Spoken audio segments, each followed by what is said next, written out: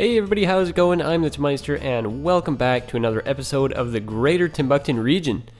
In this episode, guys, you'll probably notice that I sound a little different. One, because I'm sick, but the main reason is I've just recently upgraded to a new microphone. I am now using a Rode NT1. I'll put a link down in the description if you're curious to see exactly what it is. But it is quite the upgrade from what I was using before. Before I was just using a Zoom H1, and it's not even a microphone, it was just a portable audio recorder that I managed to connect to my computer.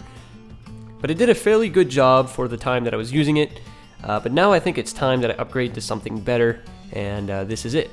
So although I sound like crap because I'm sick, I've never sounded any better. Now, this is episode 16 of the series, and what we'll be doing today is developing the Sleighton Peninsula. The Sleighton Peninsula is basically a, residential / industrial borough of Burton.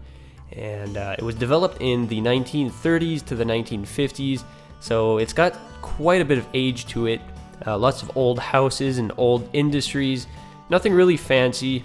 It's not a ghetto or anything like that, it's still a nice place of the city to live because it's up on a hill, and it's really close to both downtown Burton and downtown Timbukton, so you get that really nice location, but it's an older district, so old houses, the infrastructure is, it got some age to it. So that's what we'll be doing today, and the episode is about a half hour long, a little longer than I anticipated, but that's alright. A little later in the episode, there will be a sort of rich section of the Sleighton Peninsula. It'll be down on this little ridge right by the water. There'll be some nice mansions and nice homes and summer cottages and stuff just by the water. But for now, we will be developing the northern shore of the Sleighton Peninsula, which encompasses some old industries as well as this nice shoreline here. And we'll get into a little park that's on top of the hill. So plenty of things in this episode. It's quite a big development. So I have been playing a lot of City Skylines lately, and I've been recording a lot. I just haven't been editing all that much. I've been super busy. We've moved to a new location, me and my girlfriend. We're now living in a nice home. It's not our home, we're still renting, but it'll do for now while we save up some money to purchase a home, hopefully within the next year or two. So I'll keep you guys a little bit informed on what goes on with that. So yeah, the only problem that I'm having right now, so I have my new microphone, I'm really excited about that, but I do find that there is quite a bit of echo where I've set up my computer. We have this nice sunroom in our house, and there's this perfect little corner where I can fit my desk and all my equipment, so it's perfect. And everything fits just right. It's a pretty big room, and there's not a lot of stuff in it, so the echo is quite noticeable, I guess. So in the future, I'm probably going to invest in some noise canceling panels or something like that I can maybe stick on my wall, or do something about that. But it's not that bad. If I had my old microphone, it would probably be a lot worse, and it would probably be almost unbearable for you guys. So I went from being in a little small room where I had my computer before at my old place, where the sound just got absorbed by everything, to having this huge wide open space. So that's not really something that I was anticipating, so I didn't really plan for it. But that's okay. Bear with me for now, guys. This is going to be a sort of transition period. But nonetheless, the audio quality from this microphone is just incredible. To be honest, it's not even my microphone. It's my girlfriend's mic. She does a fair bit of singing at weddings and things like that. And she said I could use her microphone for my YouTube shenanigans. And I just had to purchase the audio interface to incorporate everything into my computer. So that's what I did. And this setup is just really nice. I just love listening to myself now. At first it was so weird hearing my own voice, but now hearing it through this mic, it's like, wow, world of difference. But anyways, guys, getting back to the game here, I'm just finishing up these small industries here, and I'm gonna move on to placing some power lines in just a second here. And one thing that I've noticed recently is that there are very few people who will actually run power lines through their cities. And I agree that it's not very useful because power is transmitted from building to building to a certain extent. But running power lines through your cities adds a fair bit of realism. In pretty much any city or town that you go through, you always see these big power lines running directly through a neighborhood or around a neighborhood. In June, I was in Toronto, and I noticed on the 401 coming into Toronto from the east, there's these huge power lines that just followed the highway for miles and miles and miles. And, it got me thinking, like, how do these power grids look like? How do they work? And that's when I began researching, not very intensely, but I mean, just looking at Google Images and Google Maps and things. I began looking how these power grids are set up in different parts of the world, and I looked around the Toronto area, and there are multiple nuclear power plants along Lake Ontario on like mostly the eastern side of Toronto, and all these huge power lines, they I guess interconnect all of these power stations, and they just run along the highway, and they also run right through some residential districts, right through towns, cities, and that's what inspired me to put this power line right through this neighborhood here. Obviously, it's following the train tracks just to save a little bit of room, but that's something that I've incorporated a few times actually in the series. I haven't mentioned it before, but along the Maine Burton highway, you can notice that there is some pretty big power lines there. So just to add a little bit of realism and some more detail, I just ran those there. They don't really serve any purpose, obviously, but they do look pretty cool.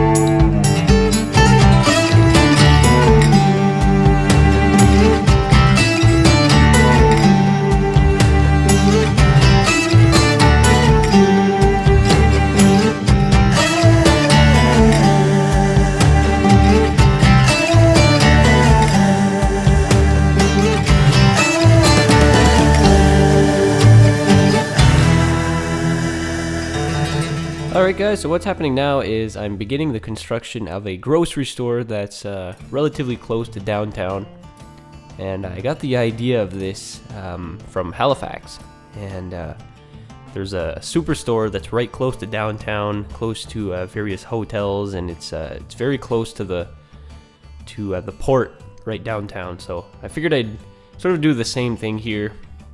And we can suppose that this land here that was developed by the grocery chain here would have been some old residential district or something like that, or some old industries that would have been torn down to make way for the new supermarket. And also the supermarket's in a really good location. It's sort of at the entry point into the Sleighton Peninsula, so a lot of people coming through here from work and going downtown and stuff. So this is a pretty busy spot. So I mean, it's a prime location for a grocery store. And once again, it was quite a challenge to piece everything together here just because of the sloped terrain. Obviously, when you're placing large buildings, it is quite challenging to get everything to fit just right. So I had to do a little bit of terraforming and adjusting even across the road here. I had to adjust a couple of buildings to get everything to fit just right. But it's all part of the experience, I suppose.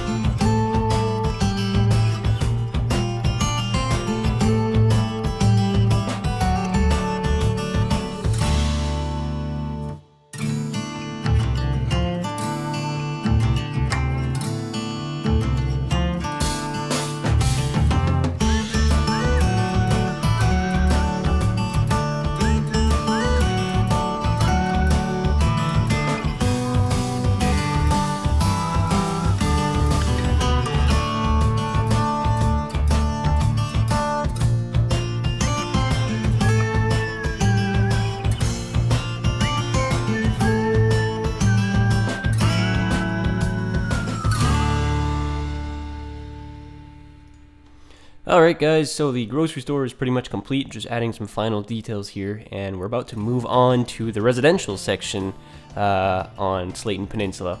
And as I've mentioned in the beginning of the episode, it's going to be mostly older housing, so because it was developed in the 1930s to the 1950s, there's going to be different styles of housing, mostly Victorian and contemporary, but the area will have some more modern 60s style housing as well. So right now, guys, I'm terraforming this little area here, which will house the more wealthy section of Burton. It's not very big. There's only going to be a few luxurious houses, but nonetheless, I mean, it's a little secluded area where the wealthier citizens of Burton will reside. And this area was quite unique to build, not because of the terraforming or anything like that, but there's very limited luxurious houses on the workshop, so I had to make do with a lot of the vanilla assets. So with a little bit of tweaking with the prop editor mod, I was able to switch out a lot of these vanilla trees with workshop items and different props and stuff. So with a little bit of time and effort, you can really make these vanilla assets really stand out and fit with whatever theme you're going for. So I mean, this entire area is primarily going to be built with vanilla assets with a few workshop items here and there just to help it blend in with the northern New England theme, I guess. But I mean, I really like the result of this area. It's quite densely populated, and it was a little bit challenging due to space restraints. It's not the roomiest place in the city, but I don't know, I get this like Hollywood Hills vibe from it. I mean, everything is just bundled up together, and it's a super hilly area. But there's actually a few of these type of areas near the Halifax region. Not really to this extent, because Halifax is a really like rocky and hilly region, and some of the more wealthy sections sort of look like this, and they really have that northern New England sort of Cape Cod type buildings, but there's not a ton of those on the workshop, so I mean, I decided to throw in a few modern buildings in there too.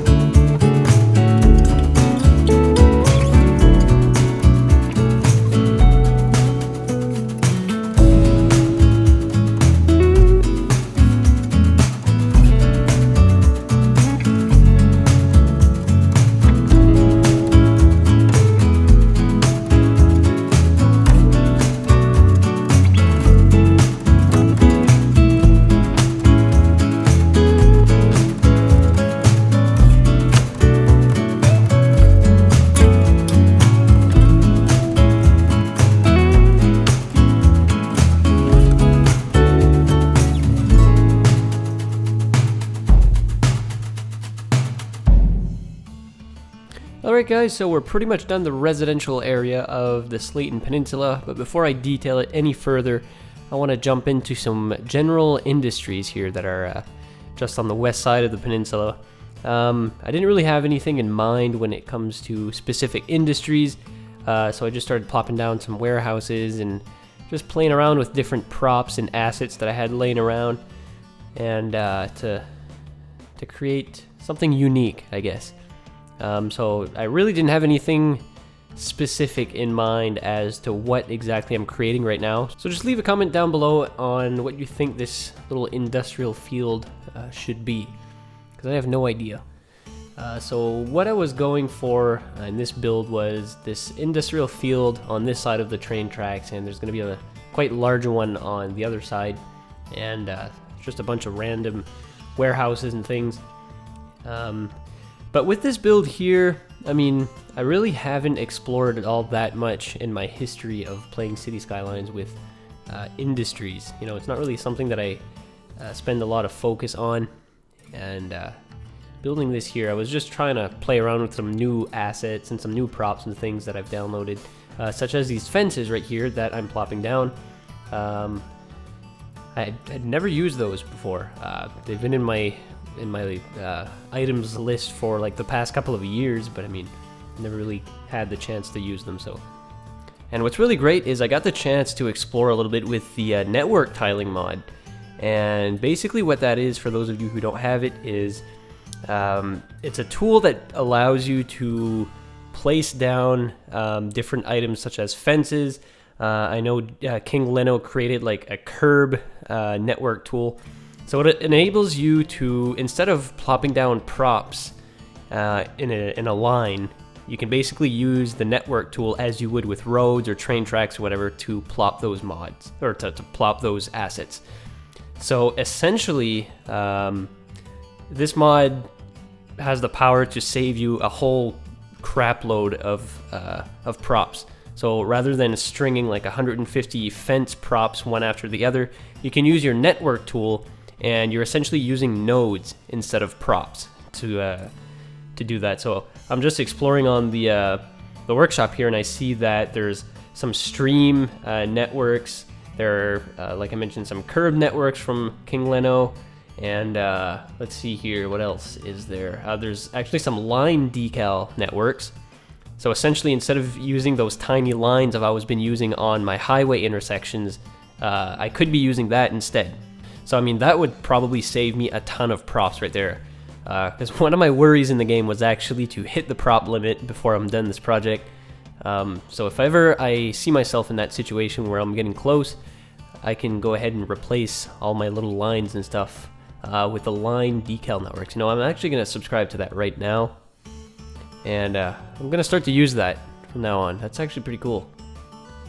And that's from Ronnie X. Nice. I have a nice selection of mods and assets from him. You know, if you don't have any workshop items from him, I suggest you go check him out. I'll put a link in the description. So essentially, what's going on now, guys, is I'm moving on to the second portion of this industrial section. And if you notice, everything seems to be a little darker. That's me forgetting to set my light settings just right. Every time I boot up in the game, I use the light changer mod, or I'm not exactly sure what it's called, but I play around with my visual settings a little bit, and I first I pause the day and night cycles, so it stays around noon the entire time that I'm playing, and here I go resetting it, and I increase the brightness. My LUT for some reason is very dark, or it might be the theme that's doing that. I'm not really sure, but everything is very dark if I just leave it on default. So I have a preset using that mod to get my light settings and everything just right, and to be more visually appealing for you folks. So everything is back on track. Everything is looking normal now. So as you can see here, I'm playing around with the nodes, the network tiling mod, and what's really great, as you can see here, is I can move my fences and everything using the move it tool, not having to move a whole bunch of props one after the other. The only problem I do have with this mod is it's sometimes pretty tricky it's often pretty tricky to get your fences to go exactly where you want, and I'd assume with any other network depending tool or mod or whatever, like if I was plopping some lines on a street, I bet it would be pretty challenging to get everything to fit just right.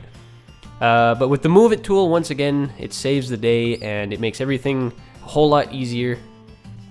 So again, on this side of the industrial section, I'm not really sure what I'm going for, just plopping down some warehouses and playing around with different things. So leave a comment down below what you think this section should be, if you guys have any ideas. A lot of times when I'm going through these builds, I'm actually not quite sure what I'm doing. I know a lot of City Skylines creators, they'll sort of have a plan as to how everything's going to look and how everything's going to play out. That's not me. I just, you know, whenever I boot up the game and I start building stuff, I don't really have I have like a good idea of what the end result is going to be of my cities and stuff like that, but I don't really plan out each build and how everything's going to look. It's just sort of go with the flow and play it by ear. I guess it's a little funner that way, in a sense that, you know, you're just freely playing, and, you know, for the most part, I mean, I'm pretty happy with the result of my build. You know, I'm always exploring new things and, you know, trying out some new assets and stuff. But it is quite challenging because sometimes you end up at the end of your build and you're like, okay, does this really fit here? Or this is like, what did I just do here? But I mean, what's fun is that's when you guys can come in and sort of decide for me. I guess it gives you guys a little bit of freedom. So, like I said, leave your suggestions down below. I'm pretty much open to anything. So we're approaching the end of the episode, and you know, we've done some pretty awesome progress. I'm not going to go over too much detailing and stuff. I mean, there's only trees and stuff that are left to do. And I do end up doing a little bit of detailing off camera, adding some garbage bins and stuff here and there. But you'll see a little bit of that in the cinematics in just a second here. And you can see I'm plumping down some trash and stuff. Because it's not exactly what you would consider high-tech industries that we have here, so everything's a little bit neglected. But anyways, guys, I really hope you enjoyed this episode, as did I. I'm super happy to be back in the game. With another full episode. Last episode was commentary free and it was a little shorter, and if you didn't read the description in the last episode, the reason I did that was 2 episodes ago I said I would feature the DDI interchange that I had mentioned an episode before that, and when I came to editing, this video would have been like 50 minutes long if I included the build of the DDI and this episode as I was originally planning to do. And I know, based on my demographics, you guys don't tend to stick around all that long. I know $2.20 had mentioned that in his last episode, something about his demographics and his viewers not staying around too long. So don't worry, my friend. I mean, that's not only you. It's probably pretty much anybody who's in the City Skylines scene. So yeah, that's basically why I decided to create 2 separate episodes. So with all that being said and done, ladies and gentlemen, I'm going to leave you with some pretty awesome cinematics here in just a couple seconds once I finish adding a few props here and there. Basically what I'm just building here is a nice look off where people can gaze at the city skyline of Burton. So yeah, guys, if you have any tips or suggestions or anything you want to say, just leave it down in the comments below. And most of all, thanks for watching. I really appreciate it. Be sure to like this episode if you've enjoyed it. Don't forget to subscribe to the channel if you want much more content rolling in the near future. I got tons of footage that I've already recorded. I just have to edit it now and add some voiceover. That's the hard part, honestly. There's a lot of work and a lot of thought that goes in what I say in each episode. A lot of time as well, you know, and a lot of takes.